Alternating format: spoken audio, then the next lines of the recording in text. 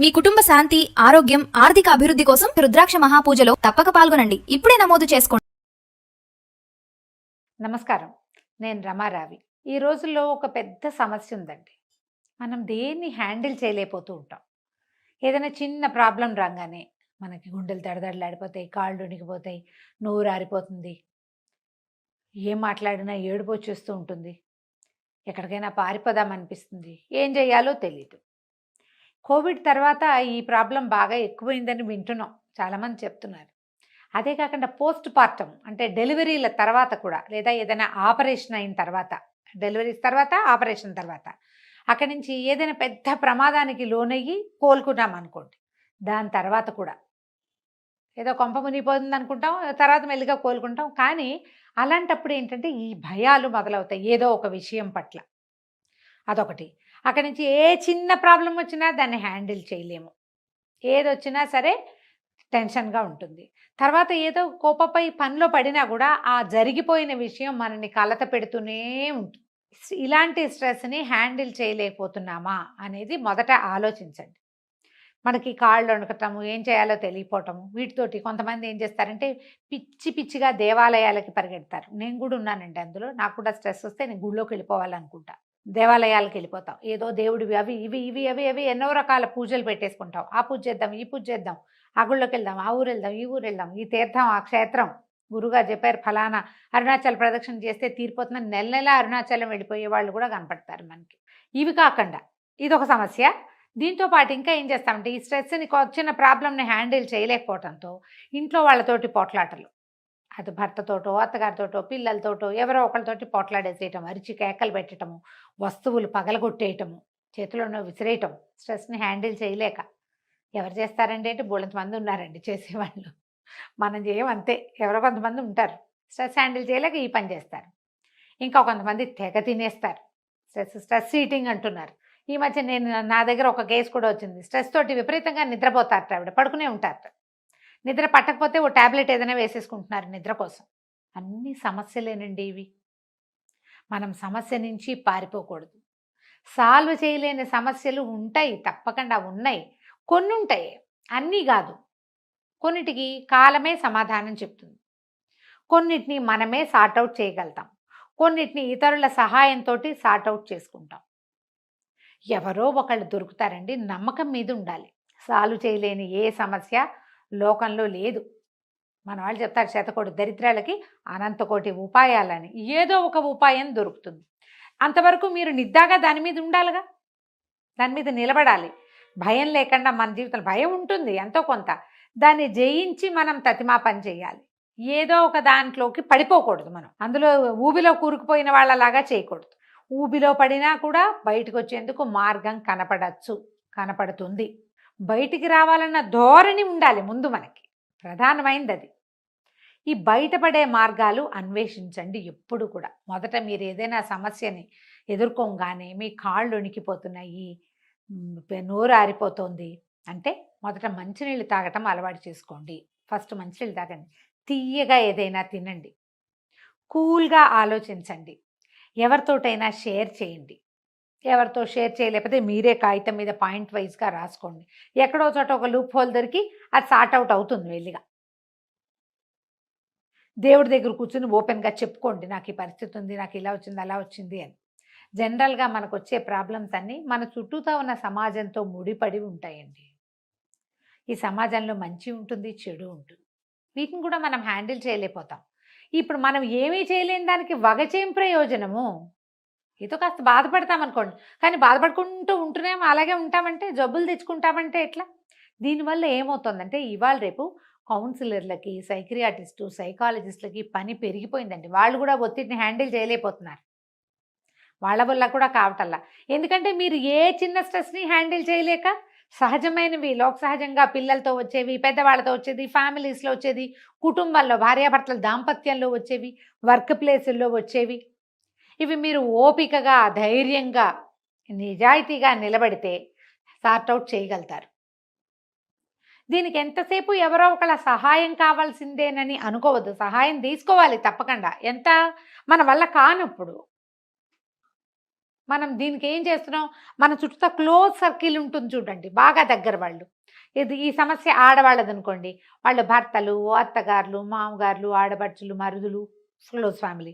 అమ్మ, నాన్న, అన్నయ్య, అక్కయ్య, చెల్లి ఉంటే వాళ్ళు, మన మేనత్తలు, మన పెద్దమ్మలు, మన పిన్నులు, వీళ్ళెవరిదైనా సహాయం తీసుకోవాలి. దీనికోసం మీరు మానవ సంబంధాలు బాగుపరుచుకోవాలి. ఇది పెట్టుకోవాలి మొదట. తర్వాత క్లోజ్ ఫ్రెండ్స్, క్లోజ్ కలీగ్స్. ఒక్కొక్కసారి మన వర్క్ ప్లేస్లో వాళ్ళు కూడా మనకి ప్రాణ స్నేహితులుగా ఉంటారు. వాళ్ళతోటి, వీళ్ళందరితోటి సంబంధ బాంధవ్యాలు సరిగ్గా మెయింటైన్ చేస్తే మీకు స్ట్రెస్ హ్యాండ్లింగ్ ఈజీ అవుతుంది. ఈ మధ్య ఒక 90 కేజీలు ఒక పాప కనపడింది నాకు తెలిసి 60-70 ఉండేది, బాగుండేది అందంగా. ఏమిటమ్మా ఏంట్రా బాగా పాడయ్యావన్న, లావయ్యావు అంటే పిల్ల హర్ట్ అవుతుందేమోనని అంటే ఆ అమ్మాయి చెప్పింది, చాలా స్ట్రెస్ ఈటింగ్ అంటే దీన్ని ఎట్లా హ్యాండిల్ చేయాలో తెలీదు నాకు అని. ముచ్చటైన చిలక లాంటి పిల్ల. స్ట్రెస్ ఏంటంటే జాబు, ఫ్యామిలీ సరిగ్గా చేసుకోలేక స్ట్రెస్ వచ్చినప్పుడల్లా తినేసి లావైపోయిందట. ఇదేం చెప్పండి, 25-30 ఏళ్ల వాళ్ళు 2 రకాల స్ట్రెస్సులు తీసుకోలేరు. ఆడవాళ్ళు అంటేనే మల్టీ టాస్కర్స్ కదా. మనం పిల్లల్ని హ్యాండిల్ చేయగలుగుతాం, భర్తల్ని హ్యాండిల్ చేయగలుగుతాం, చేసేవాళ్ళం, మన అమ్మలు చేసేవాళ్ళు, మన అక్కయ్యలు, మన మేనత్తలు వీళ్ళంతా చేసేవాళ్ళు. మనం ఎందుకు చేయలేకపోతున్నాం? ఎందుకు చేయలేకపోతాం అంటే నేను చెయ్యలేను అనే భావంతో చేయలేకపోతున్నామని అర్థం చేసుకోండి. అమ్మో నా వల్ల కాదు, ఇలా అయితే నా వల్ల కాదు, అదైతే నా వల్ల కాదు, ఇవన్నీ నేను చేయలేను, ఇదంతా నాతోని కాదు, ఈ డైలాగులు. I can't handle this anymore ఏమంటారు, I won't handle this anymore. ముందు ఐ కాంట్ అంటారు, నా వల్ల కాదు అని, తర్వాత నేను చేయను అంటారు. చేయనంటే ఇక నిన్నెవడు హ్యాండిల్ చేస్తాడు? పూట పూట ఎవరు చేస్తారు మన హ్యాండ్లింగ్? మనని మనమే చేసుకోవాలి కదా. దాంతోపాటుగా మనకి పిల్లలు ఉంటారు, మనకి ఫ్యామిలీ ఉంటుంది, మన ఉద్యోగంలో కొన్ని బాధ్యతలు ఉంటాయి, సమాజం పట్ల మనకి కొంత బాధ్యత ఉండాలి మనుషులంగా. అవన్నీ ఎట్లా అవుతుంది? అవన్నీ ఎలా చేయగలుగుతాం? ఆలోచించండి. ముందు మనని మనం హ్యాండిల్ చేసుకోవాలి. స్ట్రెస్ వచ్చినప్పుడు ఏదైనా చిన్నది రాగానే ఎవరికి చెప్పేద్దామా, ఎవరికి చెప్పేసుకుందామా అనుకోకండి. చచ్చిపోదామా, లేకపోతే అదొకటి ఉంది అన్నిటికీ. చచ్చిపోతే పీడ పోతాను, నువ్వు చచ్చిపోతే నీ పీడ పోతుంది, నీకు పోతుంది, నీ పీడ మిగిలిన వాళ్ళకి పోదుగా. సమాజం మీద నువ్వు వేసే ముద్ర ఎప్పటికీ పోదు. హ్యాండిల్ చేయలేకపోతే చచ్చిపో అని నేర్పిస్తున్నావు నువ్వు. అదే మనం మనుషులుగా నేర్పించాల్సింది కాదు కదా. నిలిచి నిలబడి ఎదురొడ్డి పోరాడండి. సమస్యలందరికీ వస్తాయి. దైవ సహాయం తీసుకోండి, స్నేహితుల సహాయం తీసుకోండి, కుటుంబ సహాయం తీసుకోండి. ఇదేమీ కుదరకపోతే నా ఓటి పెద్దకాయలు ఎవరో ఒకళ్ళు దొరుకుతారు, వీళ్ళ సహాయం తీసుకోండి. స్ట్రెస్ని బీట్ చేయండి. నాకు 2 మార్గాలు ఉన్నాయండి. చెప్పేయండి, చింపేయండి, 2. ఎవరో ఒకళ్ళకి చెప్పుకోవాలి. 3-4 చెప్పేస్తే తేలికైపోతుంది. తర్వాత అదే అవుతుంది, జరగాల్సిన వ్యవహారం మెల్లిగా ఎట్లా అవ్వాలంటే అట్లా అవుతుంది. ఇందులో డబ్బులు ముడిపడి ఉంటే పోతాయి. ఇవాళ పోయిన డబ్బులు రేపు రావు, అవే వస్తాయి, ఏం కాదు, ఇలాగని ధైర్యం చెప్పుకోండి. 2వది చింపేయండి. రాసి ఆ కాగితం చింపుతూ ఉండండి. దాన్ని ఎంత చిన్న ముక్క వీలైతే అంత చిన్న ముక్క చింపేసేయండి. చింపేశాక ప్రశాంతంగా ఉంటుందండి. సమస్య తీరదు, మీ బరువు తీరుతుంది. సమస్య దానంతటి సమయం తీసుకుని తీరుతుందండి. మనం చూడండి, ఒక అర గ్లాస్ అన్నం వండాలనుకోండి, ఎంతలోకి వండుతామండి? కుక్కర్లో పెడితే 2 విజిల్స్ రాగానే అయిపోయింది. అలాగా ఇతర గిన్నెలో పెట్టి కుక్కర్ మీద, స్టవ్ మీద పెట్టామనుకో 10-12 నిమిషాల్లో 10 నిమిషాల్లో అవుతుంది. అదే మనం 5-6 గ్లాసులు ఇంత గిన్నె పెట్టామనుకోండి, రైస్ కుక్కర్ అయినా ఒక 30 గంట పడుతుందా? కుక్కర్లో అయినా ఉడకాలా? అదంతా వేడెక్కాలి కదా. సమస్యని బట్టి పరిష్కారం ఇట్లాగే లేట్ అవుతుంది. రోజు వండుకునే అన్నమే ఉదాహరణ ఆలోచించండి. సమయం తీసుకుంటాయి కొన్ని.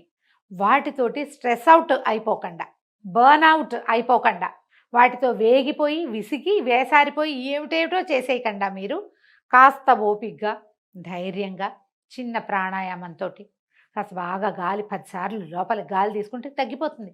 ఇవాళ రేపు నేను ఇంకోటి కూడా వింటానండి, ఏమిటది, పానిక్ అటాక్స్, స్ట్రెస్ అటాక్స్, ఇవన్నీ వచ్చేస్తున్నాయి. అంటే ఏదైనా సమస్య వచ్చేసరికల్లా వీళ్ళకి దడొచ్చేస్తుంది, కళ్ళు తిరిగిపోతాయి. ఏంటండి, మన అమ్మలు పాతకాలంలో హాస్పిటల్స్ లేవు, మందులు లేవు, మాకు లేవు, మన 14-15 మందిని కనేవాళ్ళు, ఎంత పనైనా చేసేవాళ్ళు, పొద్దున్నుంచి పొద్దుదాకా పనిచేస్తూ ఉండేవాళ్ళు, దేనికి ఏ యంత్ర సహాయము లేకుండా. మరణాలు సంభవించేవి ఇళ్లలో. అవన్నీ ఎట్లా హ్యాండిల్ చేస్తారండి? మనం ఏమిటి 1-2 పిల్లలతోటి ఇవి కూడా చేయలేకపోతున్నాం. అన్నిటికీ స్ట్రెస్ అటాక్స్ వచ్చేస్తే ఎట్లా? మనకి అటాకులకి సమయం ఇవ్వద్దండి అసలు. నాకు స్ట్రెస్ అటాక్స్ వస్తాయి, నాకు పానిక్ అటాక్స్ వస్తాయని ఒప్పుకున్నావా, అది మన నెత్తి మీద భూతంలాగా ఎక్కిపోతుంది. ఎక్కించుకోకండి, దించేసుకోండి బరువు. ఎవరో ఒకరికి చెప్పండి అమ్మా, లేదా మీకు మీరు చెప్పుకోండి. ఏదైనా ప్రార్థన చేసే అలవాటు చేసుకోండి. ప్రార్థన తేలిక చేస్తుంది. ఎవరికైనా సహాయం చేసే అలవాటు ఉంచుకోండి.